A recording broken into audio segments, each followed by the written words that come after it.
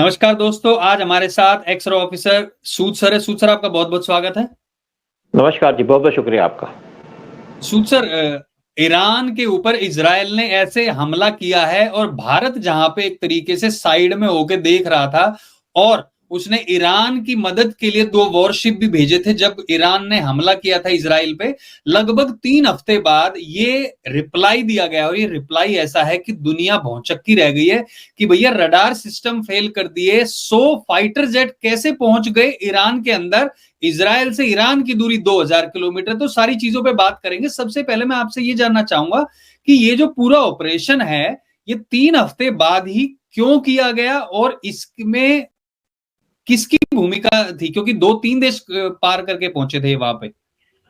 देखिए, जो इजराइल काम करता है बड़ा मेटिकुलसली प्लान करके करता है। जब 67 का वार हुआ था तो एक उसके बाद एक इशू हुआ था कि जो इजिप्ट के अंदर रडार लगे हुए थे रशिया के, इनकी टीमें उतरी एयरपोर्ट पे, रडार को खोल के अपनी कंट्री में ले गए। आपने देखा होगा किस तरीके से इजराइल ने एक अपने इनके जो लोग थे युगांडा से कैसे निकाल के लाए। बहुत बड़ा ऑपरेशन था। फिर आपने देखा किस तरीके से हमास के लोगों को मार रहा है, किस तरीके से हिजबुल्लाह पे अटैक कर रहा है। और जब ईरान ने इन पे अटैक किया था तब भी ये सोच रहा था कि क्या करें, लेकिन इसको यूएस ने कहा, जो बाइडेन ने, कि इनके ऑयल इंस्टॉलेशन पे अटैक ना करो। दूसरी तरफ जो डोनाल्ड ट्रंप है उन्होंने कहा इनके जो न्यूक्लियर आर्म्स है, वहां न्यूक्लियर आर्सेनल है जहां पे उनके बने हुए हैं न्यूक्लियर के जो पावर प्रोडक्शन के जो प्लांट्स लगे उस पर अटैक ना करो। और रशिया ने कहा था कि अगर आपके न्यूक्लियर इंस्टॉलेशन पे अटैक करोगे तो आपके लिए अच्छा नहीं होगा। तो इनके लिए चिंता की बात थी, क्या न्यूक्लियर पे अटैक करें, क्या इनके ऑयल इंस्टॉलेशन पे अटैक करें, क्योंकि ईरान ने पहले अपने जहां पे इनका ऑयल निकलता उसको बंद कर दिया था और वहां पे ऑयल की शॉर्टेज भी हो गई थी। तो इसराइल एक चिंता में था। दूसरी तरफ गल्फ कंट्री वो भी कह रही थी कि भाई आप इनके अगर उस पर अटैक करोगे जहां पे ऑयल निकलता तो यहाँ प्रॉब्लम हो जाएगी। और अगर ऑयल पे अटैक करता तो पूरे वर्ल्ड पे इम्पैक्ट पड़ता, क्योंकि ऑयल बहुत महंगा हो जाता और छोटी छोटी कंट्री में बड़ा फर्क पड़ता और यूएस पे फर्क पड़ता। तो यूएस का था कि अगर ऑयल और महंगा हो गया तो जो कमला हैरिस है वो तो जीत ही नहीं पाएगी। वैसे वो जीतेगी नहीं, डोनाल्ड ट्रंप जीतेगी इस टाइम पे, एक हिसाब से काफी हद तक पक्का हो चुका है। अब देखते हैं आगे क्या होता है। लेकिन दूसरी बात है कि इजराइल इसी चिंता में था। और इजराइल जब प्लान करता है मेटिकुलसली, देखिए ये नहीं कि आपके ऊपर किसी ने अटैक किया तो आप उसको एकदम जाके राउंड अटैक कर देंगे। सोचा जाता है, प्लानिंग की जाती है, क्योंकि अगर आप जल्दी में कोई अटैक करोगे तो आप फेल भी हो सकता है। आपने देखा होगा जब यहाँ पे वार हुआ था, जब हमारे पुलवामा में अटैक किया था मिलिटेंट्स ने, तो हमने भी बालाकोट में स्ट्राइक की थी। लेकिन बालाकोट की स्ट्राइक हमने कुछ हफ्ते के बाद की, कुछ दिनों के बाद की और पूरी प्लानिंग के साथ की, और वहां पे हमारा कोई नुकसान नहीं हुआ। उस टाइम पे AEW&C वो प्लेन यूज किए गए थे अपने प्लेन्स को गाइड करने कि तुम्हें कहां जाना है, क्या करना है। वो इंडिया के अंदर फ्लाई कर रहे थे 2, और अब इंडिया ईरान से भी इजराइल से लेने के कोई चक्कर में है। और इंडिया अपने भी जो ये रडार सिस्टम है, जो फ्लाइंग रडार्स होते हैं, उनको प्रिक्योर कर रहा है ताकि इंडिया तैयार रहे। दूसरी तरफ इंडिया ने और भी तैयारी कर रखी है, 25 सबमरीन बना रहा है इंडिया एट $31 बिलियन। साथ में इंडिया ने 2 न्यूक्लियर सबमरीन बना ली। ये जो हमला किया गया है, 100 फाइटर जेट से हमला किया गया है वहां पर, ये इतनी कच्ची प्लानिंग तो नहीं हो सकती। और आपने बताया अभी कि ये पूरी तैयारी के साथ करता है। 25 दिन बाद तैयारी। F-35 की महत्वपूर्ण भूमिका रही। 100 फाइटर जेट, अमेरिका से जो फाइटर जेट ली उनको मॉडिफाई करने के बाद, उनकी जो टैंक है उसकी क्षमता भी बढ़ाने के बाद, तो ये क्या कितनी प्लानिंग थी और कैसे हुई ये सब? देखिए, प्लानिंग तो इजराइल की परफेक्ट होती है, और अगर लड़ाई में आप परफेक्ट प्लानिंग नहीं करोगे तो पिटोगे। जैसे इनके प्लेन थे F-35, ये 1500 किलोमीटर ट्रेवल कर सकते हैं टोटल। 1500, 750, 750, तो 1500 किलोमीटर ट्रेवल कर सकते हैं, मतलब जाने के बाद आना भी तो वापस। तो इन्होंने क्या किया, इसको अंदर रिफ्यूलिंग की। जब ये प्लेन हवा में थे तो रिफ्यूलिंग की गई, और ये कहा जाता है जो रिफ्यूलिंग है मोस्ट प्रोबेबली ये की गई इराक के ऊपर, क्योंकि जो रास्ता आता है इनको ट्रेवल करना पड़ता है। वो जॉर्डन से सीरिया जाते हैं, सीरिया से जाते हैं इराक, इराक से ईरान। और इनके पास जो मिसाइल थी प्लेन्स के अंदर, उनकी रेंज थी 150 किलोमीटर की या 200 किलोमीटर की मिसाइल्स भी थी, ताकि आपको अंदर ना जाना पड़े उस कंट्री के। और वहां से इन्होंने इनके प्लेन्स को, जो इनके पास रडार लगे हुए थे, इनके पास E3 रडार्स हैं जो इन्होंने प्लेन के ऊपर माउंट किए हुए थे, उनसे उनके जो रडार लगे हुए थे पाकिस्तान के, ईरान के, उसको जैम कर दिया। और उसके बाद वो ट्रैक नहीं कर पाए, क्योंकि इस टाइम पे ईरान के पास, ईरान के पास S-300 मिसाइल सिस्टम दिया हुआ था, रशिया ने सप्लाई किया था इंडिया। और ये जो सिस्टम है ये 300 किलोमीटर दूर से आइडेंटिफाई कर सकता है। लेकिन उससे पहले इनके जो सिस्टम थे ईरान के रडार के सिस्टम से उनको जैम कर दिया और ईरान को पता नहीं चला। जैसे हमारे पास S-400 मिसाइल सिस्टम है जिससे हम 400 किलोमीटर से एक प्लेन को आइडेंटिफाई कर सकते हैं, फिर उसको जैम भी कर सकते हैं। तो इस तरीके से इन्होंने काम किया। और दूसरी बात है कि ईरान ने इनके सिर्फ मिलिट्री इंस्टॉलेशन पे काम किया, और ये जब प्लेन गए रिफ्यूलिंग की गई, जब वापस आए फिर इनकी रिफ्यूलिंग की गई। वैसे इंडिया के पास ये फैसिलिटी है, इंडिया भी इस चीज को यूज कर चुका है, यानी कि उड़ते उड़ते प्लेन को रिफ्यूल करना इंडिया के पास कैपेबिलिटी है। और जब ईरान ने इतना बड़ा अटैक कर दिया, तो इस ईरान के ऊपर इतना बड़ा अटैक हुआ, तो नेचुरली ईरान इस टाइम पे सदमे में है। लेकिन इसमें एक और प्रॉब्लम है कि क्या इजराइल उनके न्यूक्लियर इंस्टॉलेशन पे अटैक करेगा? वो करेगा तो वर्ल्ड वॉर हो जाएगा, इसके अंदर कोई डाउट की बात नहीं है। और अगर इनके ऑयल इंस्टॉलेशन पे अटैक किया तो पूरा गल्फ ईरान इजराइल के खिलाफ हो जाएगा। तो अब जो इजराइल ने अटैक किया सिर्फ उनके मिलिट्री इंस्टॉलेशन पे अटैक किया, सोच समझ के किया। अगर लेकिन ये तो एक बात पक्की है कि इसके ऊपर वार और ज्यादा फैल जाएगा, यानी कि अब एक तरीके से ईरान इजराइल का वार ओपन हो चुका है। और ईरान किस तरीके से इसको रिटेलिएट करता है, क्या उसके पास इतने इक्विपमेंट है, क्या उसके पास इतने सामान है कि इजराइल को काउंटर कर सके। और ये अगर वार फैला तो पूरे गल्फ में नुकसान होगा। लेकिन कुछ भी बात कहिए, क्या इजराइल ने अटैक किया, जो कुछ भी किया, इसका जो मेन इंपैक्ट होगा वो होगा यूएस के इलेक्शन में। और वैसे भी जो डोनाल्ड ट्रंप है वो इस टाइम पे ऑफेंसिव है, जीतने की कगार पे पहुंच चुके हैं, और कमला हैरिस वहां पे लैग कर रही है, पीछे चल रही है। और इस अटैक के बाद जो मुस्लिम्स हैं पूरे वर्ल्ड के, जो स्पेशली अमेरिका के अंदर रहते हैं, वो डोनाल्ड ट्रंप को सपोर्ट करेंगे, जो बाइडेन या कमला हैरिस को सपोर्ट नहीं करेंगे। और ये जो अटैक है इससे एक तो अमेरिका के इलेक्शंस पे असर पड़ेगा, दूसरा गल्फ के ऊपर भी फर्क पड़ेगा।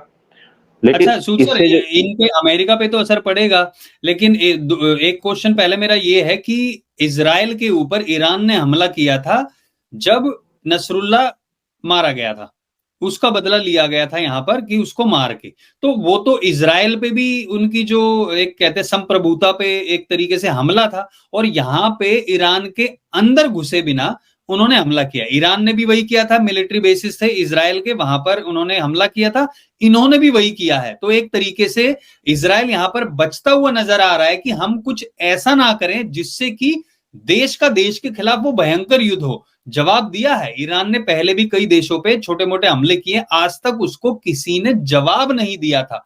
और ये पहली बार ऐसा हुआ है कि इजराइल ने जवाब दिया, क्योंकि इजराइल ने तो पहले भी कहा था हमारी पहुंच से कोई देश बाहर नहीं है, हमारे ऊपर अगर हमारी संप्रभुता पे खतरा होगा, हमारे लोगों पे खतरा होगा, तो हम कहीं पे भी पहुंच सकते हैं, हमारी पहुंच हर जगह पे है। तो मेरा एक तो ये बात होगी, लेकिन मेरा क्वेश्चन आपसे मेन ये है कि भारत ने इजराइल ने जब कहा था कि खबरें आ रही थी कि इनके ऑयल जो है कि जो वहां पे जहां से ऑयल प्रोड्यूस होता है वहां पे करेंगे अटैक, परमाणु हथियार रखते हैं वहां पे करेंगे, उस टाइम पे भारत ने अपने 2 वॉरशिप वहां पे भेज दिए थे। कुछ लोगों का कहना वहां पे जो नॉर्मल प्रैक्टिस होती है उसके लिए गए थे, लेकिन आपने बताया था कि वो एक तरीके से मैसेज भी था कि भैया आप इसी तरीके कोई हमला मत करना, इजराइल को ये मैसेज था। अब भारत की भूमिका क्या होगी, और भारत के ऊपर ये अगर ज्यादा बढ़ता है वॉर तो कितना फर्क पड़ेगा? देखिए, इंडिया का जो रोल है वो न्यूट्रल है। ईरान भी जानता है हम यहाँ पे कोई मेजर रोल प्ले नहीं कर सकते, इजराइल भी जानता है कि इंडिया ने अगर वारशिप भेजे हैं तो उसका भी एक पर्पस होगा। हम ये नहीं चाहते कि इनके ऑयल पे अटैक किया जाए, लेकिन अगर आर्मी के इंस्टॉलेशन पे अटैक किया जाए तो हमारा तो इस पर कंट्रोल नहीं है। और देखिए, एक मैं आप बता दूं कि जब पीएम मोदी इजराइल के अंदर गए थे तो ईरान को कोई दिक्कत नहीं थी, जब ईरान के अंदर गए थे तब इजराइल को कोई दिक्कत नहीं थी। तो पीएम मोदी या इंडिया ने एक बैलेंस बना के रखा है दोनों कंट्रीज के बीच में, यानी कि एक दूसरे से कोई नफरत ना करे, वो आपस में लड़े तो कोई बात नहीं है। लेकिन हमारी लिमिटेशन है, जब पीएम मोदी गए थे इजराइल के अंदर, एक सेपरेट उनकी मीटिंग हुई थी, वो गए थे पैलेस्टाइन के अंदर। और जब वो पैलेस्टाइन गए तो इजराइल के प्राइम मिनिस्टर इंडिया में आए थे, नेतन्याहू थे उस टाइम पे प्राइम मिनिस्टर। जब ये ईरान गए थे तो पैलेस्टाइन के जो प्राइम मिनिस्टर उनको इंडिया बुलाया गया था। तो इंडिया ने बैलेंस मेंटेन करके रखा इजराइल और पैलेस्टाइन के बीच में। दूसरी तरफ इंडिया ने पूरा बैलेंस मेंटेन करके रखा ईरान और इजराइल के बीच में, साथ में ईरान और सऊदी के बीच में। तो किसी को हमसे कोई दिक्कत नहीं होती, क्योंकि हम सबके साथ एक डिफरेंट रिलेशंस मेंटेन करते हैं।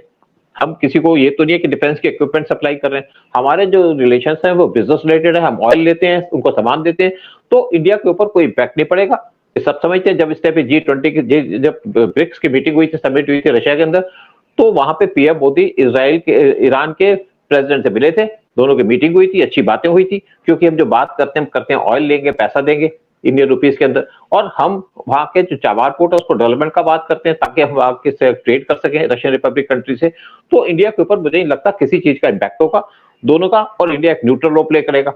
देखिए इंडिया जरूर पैलेस्टाइन को अगर ये सपोर्ट कर, युद्ध बढ़ता है तो भारत पे प्रभाव पड़ेगा, क्योंकि एक तो चरवाहा पोर्ट और बाकी जो एक लाइन बन रही थी रशिया तक जानी थी वो ईरान से होकर ही गुजरनी थी, और जो ऑयल के प्राइसेस है वो भी। तो युद्ध अगर बढ़ता है तो उसमें भारत पर क्या प्रभाव पड़ेगा? देखिए जो INSTC रूट है वो तो सस्पेंड रहेगा, अभी तक उसको चालू करने में तो टाइम लगेगा। जो रशिया से इंडिया के अंदर रूट पड़ना था वो ईरान के थ्रू पास करना था। और अगर चाबार पोर्ट की बात करें, चाबार पोर्ट तो हमने डेवलप कर दिया, हमने उसके आगे जैसे ईरान के अंदर हम जैसे ईरान से हमने वहां पे एक रेलवे लाइन बनानी थी Chabahar port to Iran border जो अफगानिस्तान से लगता है, और अफगानिस्तान के अंदर तो पहले ही हमने रोड्स बना रखे हैं। तो हम एक पाइपलाइन स्टार्ट करना चाहते थे, ट्रेड स्टार्ट करना चाहते हैं रशियन रिपब्लिक से, वो तो अभी भी नहीं है क्योंकि यूएस ने ईरान के ऊपर सैंक्शन लगाई है, तो हम रेलवे लाइन नहीं बना पा रहे।